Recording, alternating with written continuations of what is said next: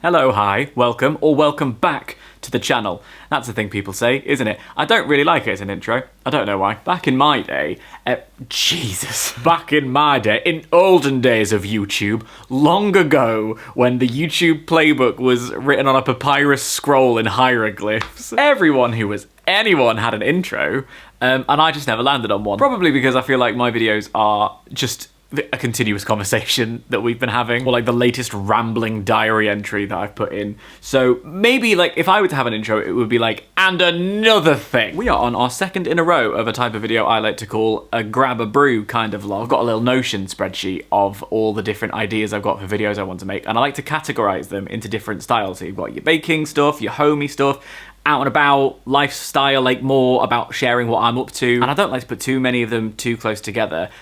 Variety is the spice of life. Always keep them on the toes. But long story short, I dropped my camera and then I had a lot on. So here we are again. I've got English breakfast this time. What about you? Good old Yorkshire Gold. And also, when I woke up this morning, I wasn't too sure what I wanted to vlog about. I went on a little walk and I put my headphones in so that I could sort of speak some thoughts out loud so that people on the street thought I was just on a phone call and not, you know, absolutely insane. Don't pretend you don't do it. And it worked because it turns out I'm having a lot of thoughts about shifting priorities. A lot of things happened over the past week that have made me realise my inner priorities are shifting in a big way, and I think that's an interesting thing to talk about. And it's my channel, and I shall do what I please. Case in point, I might have gone in the past, well, it's only 1 week, they won't really miss you for making a video, but actually, I'm on a little roll here at the moment, making weekly videos, and I'm really enjoying myself, and my priority right now is discipline, structure, showing myself that I can push past the part of my brain that wants to make an excuse and put it off and procrastinate and get things done. Discipline is very important to what I want to be doing with my life and career right now.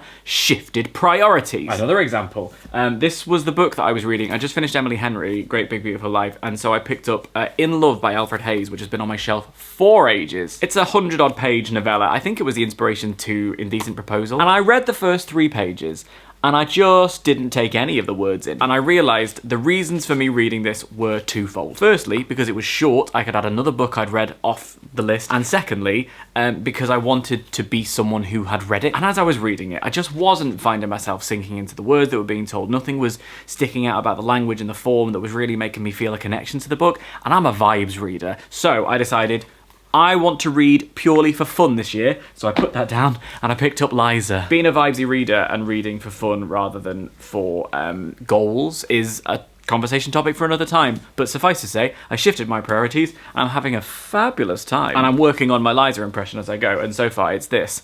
I definitely think it's something about getting older. This past weekend was the Oscars, and I didn't find myself as connected to them as I normally am. I've loved award season for as long as I can remember. I first hosted an Oscars party in 2010, and then every subsequent year, globe permitting, we held a little Oscars party. Last year I didn't because I was at Mount View, we were right in the middle of company. And then this year, I didn't think I was gonna have the energy or the time.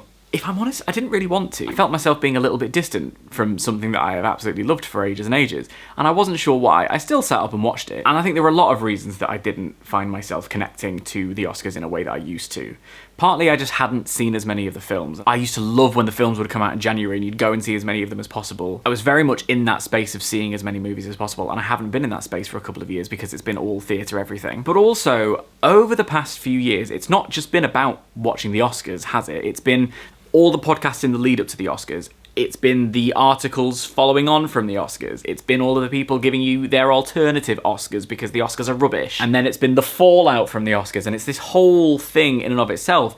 And as with most things in life, it feels like we're never fully living in the moment, and instead it all becomes a bit gamified. Those podcasts in the lead up to the Oscars, predicting the Oscars, all of the conversations stopped for me being about, oh, I really liked that movie and I wonder whether or not it'll get recognition, and into, I think it's this person's time, and based on all of these things happening, this happening, that means that person's going to win this year, and this is what the Academy wants to do, and this is what and I just was like, I don't know, I just really found myself being put off from it a little bbit. And I don't think that's an awful thing. And I was trying to get myself nice and hyped for the Oscars by watching old ceremonies and reflecting on how excited I was for like the 2017 ones with The Shape of Water, or even a few years beforehand. And I've realised a lot of it is tied up in nostalgia. The new Project Hail Mary movie is out, and I haven't seen it yet, but I remember so fondly when The Martian, which is another Andy Weir book that got adapted into a film, was released, and we all went to it as a massive group of friends. It might even be in my PMS, I don't remember. It's in someone's PMS. We're all there together, and we're at the local cinema. A whole group of us had come out and seen it, and it was a really fun night. The film was absolutely fantastic, and we went for Nando's afterwards and talked about it, and it was just such a joyful experience, and I don't do that as much. Often my cinema trips are solo, which is not a bad thing. I love going to the movies on my own, but that idea of everyone gathering together and going to see a movie, this kind of group shared cultural experience, feels a little bit further away from me now. And part of that is because friendships break up and move apart. Other parts of it, I think, is just the fact that you get a bit older and it stops being about constantly being available for each other. I feel like every song when I was younger was about how tonight is the night and you only have tonight and like, let's live it up tonight. And now I'm like, those songs don't really like speak to me anymore. The songs that speak to me would be like, tonight's no good, how about Thursday in 2 weeks time? And as I went to the pub with a friend recently and we talked about this, and he was like, oh, I'm really sad that we don't hang out as frequently as a group as we used to. We just came back to the fact that, well, we're not in our 20s anymore. And as you get older, people get into relationships, people start having responsibilities, people maybe, if they're so inclined, have children and families of their own. And that naturally pulls your priorities in a completely different direction. And that's so fair to notice. As long as you recognise that what you are longing for is something that is honouring yourself, I think that's fine. When I think about looking back, falling prey to nostalgia, it can be so easy. The 90s trend right now. My For You page is currently hijacked by all of those people being like, Mom, Dad, what were you like in the 90s? And it's Courtney Cox or Tiffany Tiesto or whatever. And I think it is so lovely to look at, you know, film photographs of people with a bit of grain and depth to them. Fashion that is having a renaissance, and loads of different things make that a really joyful trend. But it's so easy to go, oh my God, it was a simpler time. I miss those days. And all that does is make you forget that actually it wasn't that much of a simpler time. It wasn't great for everybody. There's a danger to nostalgia. But if you are looking back for stuff like, oh, I really liked that experience that I had when I was hanging out with my friends and we would all go and see a movie together, maybe we can look into doing that again sometime. But also, I value the fact that you and I are at the pub together right now reminiscing about that. I think that's a nice way of keeping nostalgia. Or, hey, let's see if we can get everybody together for an Oscars party next year or something like that. Do you know what I'm saying? Do I know what I'm saying? Does anyone know what I'm saying? An interesting example of this, and this is very much navel-gazing YouTuber, can't relate, didn't have this experience story. I'm holding my hands up and saying this is a really like self-serving privileged story.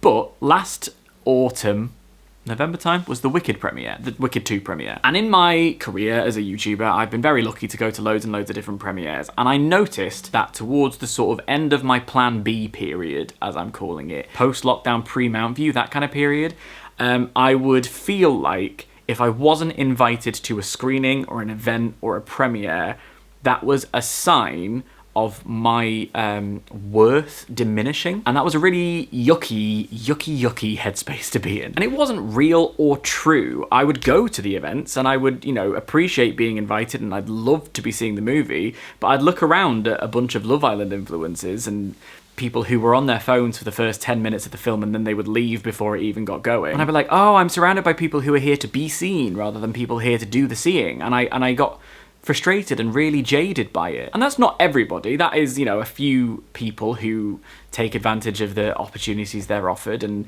you know, I think I was just frustrated because there are so many people who would love to be part of that experience who can't be because someone is there who doesn't appreciate the opportunity, if that makes sense. And the Wicked 2 premiere, and even the Wicked 1 premiere, but the Wicked 2 premiere was one of the ones that I would have felt in the past like, oh no, if I'm not invited to this, I'm a bit of a failure.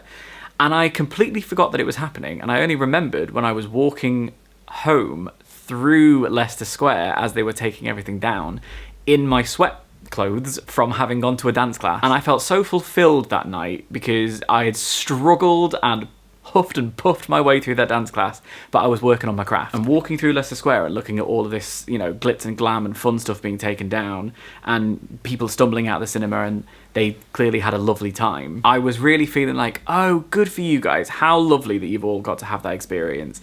And how wonderful for me that my priority has shifted so much that I wanted to be in that room rather than feeling sad that I wasn't in this room. If you are trying to make sense of the changes that happen as you grow up, as you meet new people, as people who have been an integral part of your life move on to the next part of theirs. The only constant in life is change and things shifting, I think.